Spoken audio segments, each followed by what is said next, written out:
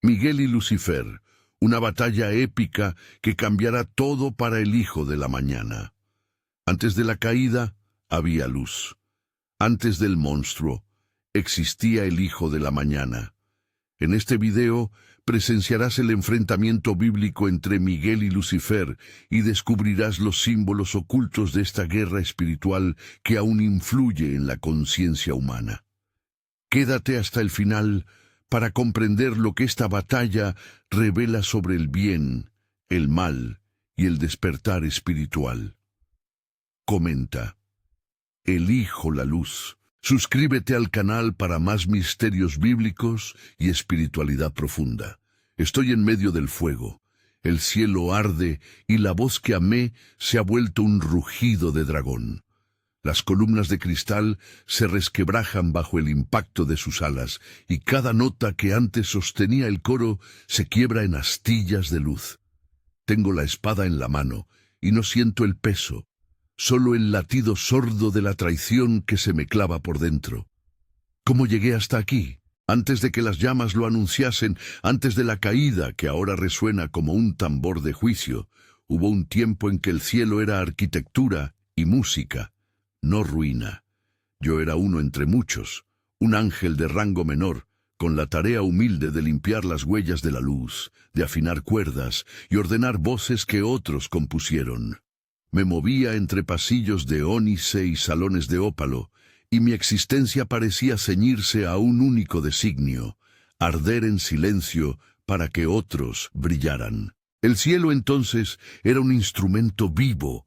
Había pasillos que resonaban como atalayas y cortinas de luz que se mecen con las respuestas de un coro infinito. Cada mañana, si es que en esa inmensidad hablamos de mañanas, la música comenzaba como un hálito, un susurro de metales, un murmullo de arpas, el pulso de coros que tejían la forma del día. Nosotros no éramos espectadores, éramos el latido que sostenía la armonía. Pero había quien, sin romper la melodía, resaltaba más que los demás. Allí estaba él, el lucero, el hijo de la mañana. Su brillo no consumía, seducía. Su risa plegaba a la multitud en torno suyo como la luna reúne las mareas. No era solo su luz. Era la manera en que la gente se volvía hacia él como si esperase de su rostro la promesa de ser vista. En él se concentraba la admiración que a otros nos dejaba en los márgenes. Yo lo observaba, y en esa observación se acabó gestando mi falla. Porque ver no es siempre inocente. A veces ver se convierte en hambre. Una noche, en uno de los salones donde la música aún no había perdido toda su gracia, me llamó. Fue una invitación sutil, una sonrisa que apartaba las sombras y un gesto que rellenaba el vacío donde guardaba mi nombre. «Ven», dijo, y su voz tenía la cadencia de las respuestas que siempre deseé oír. Con esa sola llamada, mi pecho se volvió un mapa de expectativas. Lo que siguió fue pequeño a ojos de otros y gigantes en el hueco que dejó en mí. Me pidió que escribiera una lista. Era una petición que parecía administrativa, casi banal. «Escribe los nombres de aquellos que han de estar conmigo», dijo, con esa naturalidad impía que convierte un decreto en canto. Y yo, con la tinta aún temblando en la pluma, sentí una satisfacción nueva al ver cómo las letras que surgían de mi mano eran contempladas por ojos que me reconocían por un instante. La vanidad sabe disfrazarse de fidelidad con una habilidad desesperante. Escribí, no por convicción plena, sino por el eco de la mirada que me había llamado, por la promesa tácita de pertenecer al foco que todo lo iluminaba. No recuerdo si tuve la intención clara de traicionar o simplemente el atolondramiento de quien busca su nombre grabado en la luz. Pero la lista creció, y con cada nombre que anotaba sentía cómo la armonía perdía una nota en su centro. Una nota fuera de lugar puede convertirse en una señal, y una señal en una orden. Algunos vieron antes que yo. Uriel, que siempre fue voz de advertencia, Vino a buscarme con palabras suaves pero duras como el escudo. «Escucha lo que tu corazón llama reconocimiento», me dijo, y yo quise creer que podía enderezar lo torcido. Miguel también habló, no con reproche exagerado, sino con la gravedad de quien conoce que lo que amenaza no es una anécdota, sino la quiebra de un orden. Exhortó a la prudencia, habló de límites que no deben suprimirse, pero la fatiga de años de anonimato me hizo confundir la prudencia con temor y el llamado del lucero con la oportunidad de ser visto. Así, a medias entre la vergüenza y el deseo, volvía una y otra vez a escuchar su palabra hasta que la palabra se volvió mandato. La plaza donde se reunía la asamblea cambió la primera vez que la música tropezó. No fue un terremoto, fue una nota que dejó de volver a su sitio, un latido que no encontró respuesta. La gente se reunió. Las voces que antes tejían una red quedaron fragmentadas por quien marcaba el compás con el borde de su carácter. Azariel, mi amigo, me miró con incredulidad antes de alejarse. No fue solo su partida. Fue la grieta que se hizo visible en la columna de cristal, esa escultura inmensa que sostenía la plaza y la armonía. Una fisura correteó por el pilar como una palabra prohibida, y con ella se fue alimentando una atmósfera que pasó de himno a proclama. El lucero dejó caer la máscara. Ya no hablaba de belleza ni de orden, empezó a hablar de semejanza.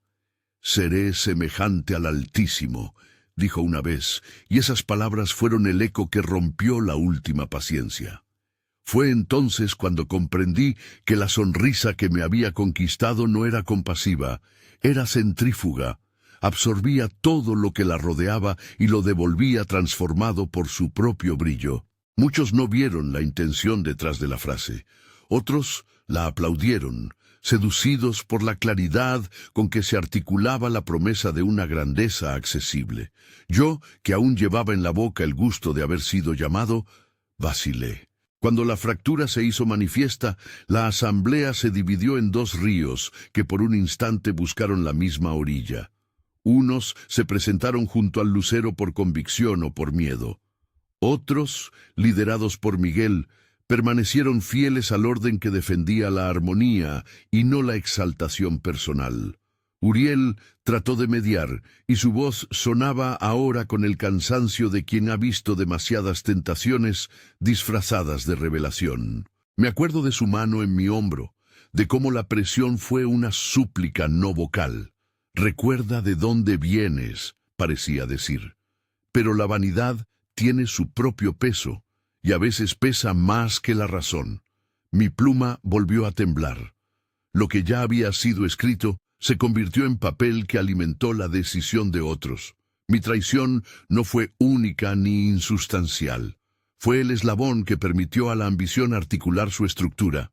Y cuando la estructura quedó clara, la música enmudeció por completo. La marcha de los que buscaban ser vistos eclipsó el antiguo canto, y la plaza, que una vez fue tejido de respuestas, se transformó en cuartel. No fue una batalla que iniciara como quien se lanza a la lucha sin saber por qué. Fue una contienda que explotó como consecuencia de muchas pequeñas renuncias a la verdad. Vi banderas levantarse con nombres que antes sustentaban la liturgia.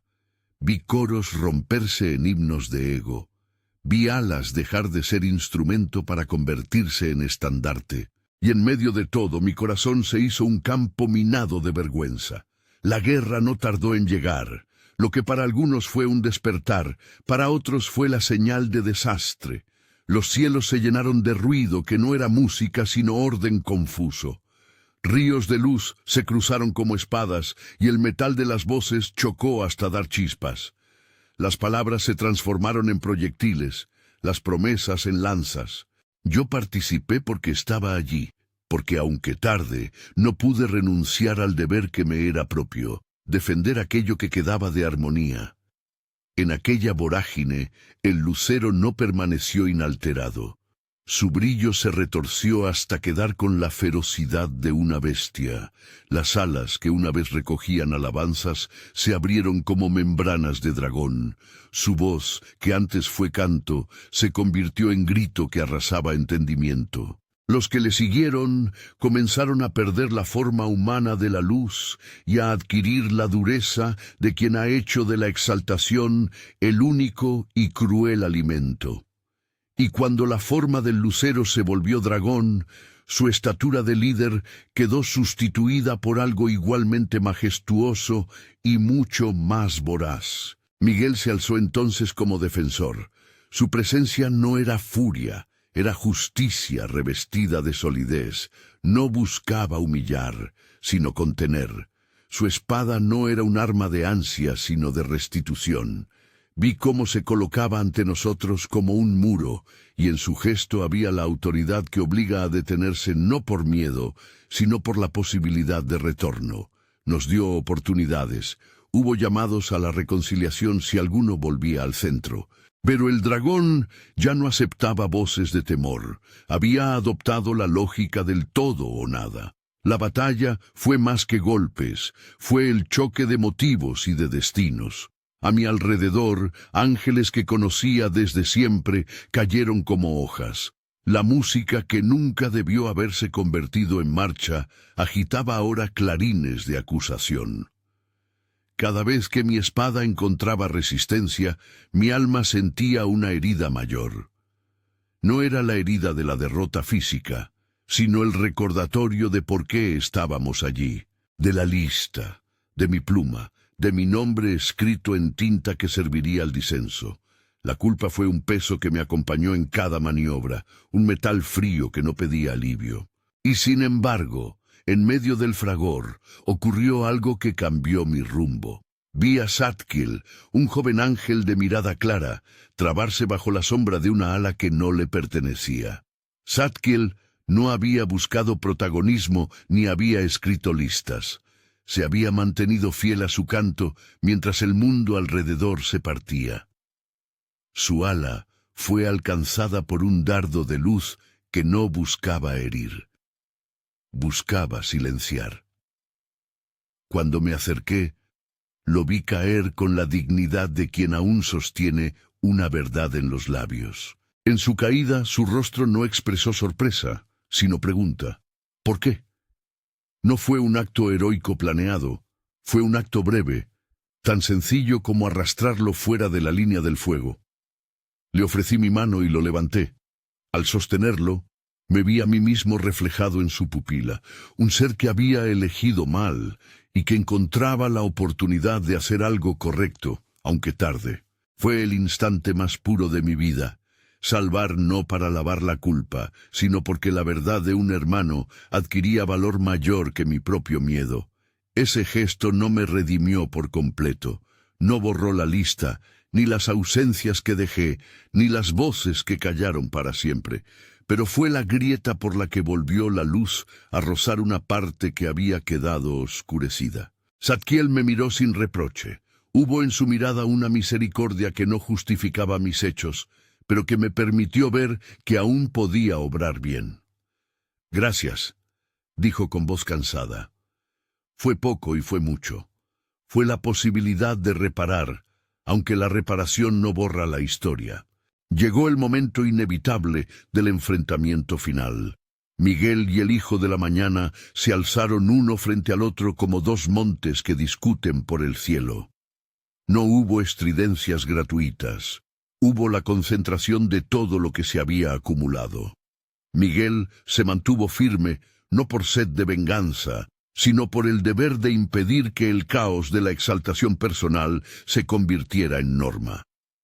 El lucero, convertido ya en dragón, poseía la furia de quien ha invertido la fe en su propia estatura. Sus llamas no buscaban iluminar, buscaban consumir.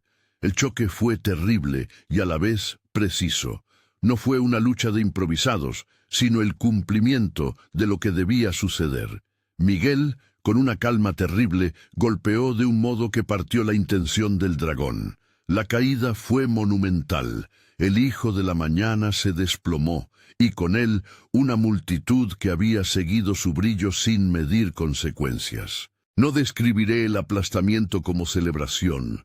La victoria dejó un silencio tan hondo que parecía un entierro, porque cuando el que antes fue luz cae, no cae solo él, caen aquellos que le siguieron, y el cielo entero recoge el eco de esa pérdida. Tras la caída, hubo un intervalo que ni música ni palabra podían llenar, un silencio de esos que pesan como una roca puesta sobre la memoria. Las columnas de cristal estaban heridas. Los salones olían a cera derretida y a coros que no se atreven a comenzar. Caminé entre las ausencias y conté nombres, y cada nombre que pronunciaba pesaba como un recuerdo del que yo fui cómplice. Zadkiel sobrevivió. Muchos no lo hicieron. Azariel estaba lejos. Se había ido a su propio exilio, y su decisión nos dejó una estela de lección. Hay veces en que la coherencia es abandono y otras en que es fidelidad profunda. Miguel no me anunció un perdón solemne ni una absolución que apagara mis actos. Me miró con la gravedad de quien sabe que la justicia no es la memoria borrada, sino la posibilidad de volver a alinear la conducta con la verdad. Elegiste regresar cuando aún importaba, me dijo. No anunció que todo quedaba olvidado. No lo dijo porque la restitución completa no era posible, porque la historia que se escribía también llevaba mi letra, y esa letra debía seguir viva como advertencia. Aun así, su mirada fue un bálsamo. No me declaraba inocente, pero reconocía el gesto verdadero en medio de la culposa sombra. Fue una forma de perdón práctica, sobria, reconocimiento de que la verdad vale más que la vanidad, aunque la reparación no elimine la consecuencia. Desde entonces, el cielo que camino es otro, no el lugar desbordante de música inmutable, sino una arquitectura sobria que mantiene sus vitrales con más cautela. Los coros han vuelto a cantar, pero con un timbre menor. Las voces ya no se lanzan a la exaltación sin medir su peso. Yo llevo conmigo la lista que escribí. La mantengo no como una reliquia para regodearme en la culpa, sino como un recordatorio crudo de que una pluma puede abrir una brecha y que la responsabilidad no se diluye porque quisiéramos que así fuera. Hay nombres que no puedo borrar. Hay ecos que me siguen, pero también hay rostros que salvé y eso me sostiene. Hay lecciones que el relato no pretende convertir en doctrina dogmática. No vengo a ofrecer respuestas teológicas cerradas. Traigo testimonios. La vanidad devora desde dentro. La música puede ser instrumento de vida o de muerte según quien marque su ritmo. Y la elección personal tiene consecuencias colectivas. No es fácil vivir con la certeza de haber contribuido a una fractura, y no pido que se me absuelva por la narración de mis errores. Solo digo que hubo un instante en que elegí hacer bien, y que ese instante es lo que me sostiene frente al abismo de la memoria. Quiero que escuches esto como si fuera una advertencia para cualquier pecho que anhele ser visto. No confíes en la luz que te llama a renunciar a la verdad por ser momentáneamente reconocido. Ser visto puede convertirse en trampa cuando el precio es la ruptura del tejido común. El Hijo de la Mañana nos mostró cómo la belleza puede tornarse pretensión y la pretensión puede volverse decreto. Miguel nos enseñó que defender la armonía no es persecución, sino custodia. Entre ambas lecciones se abre la posibilidad de elegir con sabiduría, aun cuando la tentación parezca más luminosa. Si esta historia te habla, si sientes en tu propia vida la presión de ser visto a cualquier precio, suscríbete y acompáñanos en próximas narraciones para no olvidar estas advertencias que atraviesan nuestra memoria colectiva. Camino hoy entre las huellas de lo que fue, y en cada paso me acompaña ese inicio, la sonrisa que quise y la tinta con la que escribí. Aprendí que la vista puede ser una bendición si dirige hacia la verdad, y que la ambición por ser visto sin medida puede convertir la luz en dragón. Mi acto de salvar a Zadkiel no me liberó de la culpa, pero me enseñó que aún en el remordimiento hay espacio para el bien. Miguel me reconoció su regreso con una palabra que no lava, pero que reordena el deber. Elegiste regresar cuando aún importaba. Esa frase me persigue y me salva a medias, me obliga a seguir reparando. No sé si este relato se ajusta a todas las tradiciones ni pretende resolver misterios teológicos profundos. Es mi testimonio, mi confesión hecha palabra, y me atrevo a compartirla para que la historia sea memoria y advertencia. La guerra que viví con el Hijo de la Mañana nos dejó un cielo distinto, más cauteloso, menos proclive al brillo fácil. Nos enseñó que la responsabilidad personal tiene precio y que la reparación es un ejercicio cotidiano más que un acto único. Si te ha conmovido esta historia, deja en los comentarios lo que elegirías tú si alguien te llamara así. Comparte la narración con quien creas que necesita escucharla y suscríbete para que sigamos contando relatos que guardan advertencias y esperanza en igual medida. Aquí quedo, con la lista bajo mi mano y la memoria quemada en las alas. Seguiré caminando, no para borrar lo pasado, sino para que el pasado nos sirva de faro y no de presa.